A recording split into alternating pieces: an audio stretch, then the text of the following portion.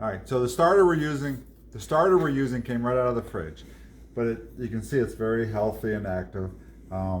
So we keep our starter fed in the fridge. We feed it, put it in the fridge, let it grow in the fridge slowly. Sometimes we take it out the night before, feed it, and then do it in the morning. But this one is a starter from the fridge. It was relatively active. We're gonna do it tonight. And tomorrow morning, we're gonna stretch and fold tonight. Let it ferment overnight, and in the morning we're gonna shape it, and then decide whether we're gonna let it proof tomorrow and then bake it, say at lunchtime or 1 o'clock, or we put it right in the fridge and then bring it out and let it proof some other time. So this is how you work sourdough when you're working and you don't have time, all in one shot, like us retired people. All right, we'll see you in the morning. All right, this is the next morning. It's definitely doubled in size, maybe a little bit more. The house was probably 70-ish. I'm gonna shape it and let it proof a little bit, not much, and put it in the fridge. And then I'm gonna bake it, not today, but tomorrow.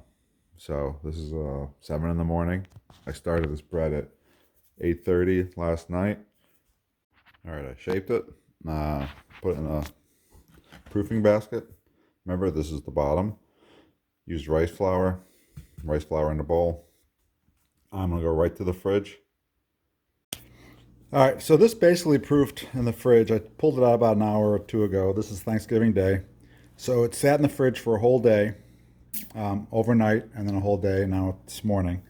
So it's gonna go right in the oven. So I'm gonna pull the Dutch ovens out, flip it over, score it, and throw it in. We'll see what happens. All right, bye. And here's my loaf. Like I said, it turned out pretty well. When we cut it, we'll see the crumb. I'll edit this, you guys. So I made it at 8:30 at night. Did the stretch and folds, let it ferment all night, proofed, shaped it, put it in the proofing basket, and then right in the fridge. Took it out of the fridge about an hour before I baked it, and this is what it looked like. So if you're working, there's no excuse not to make sourdough bread. Bye.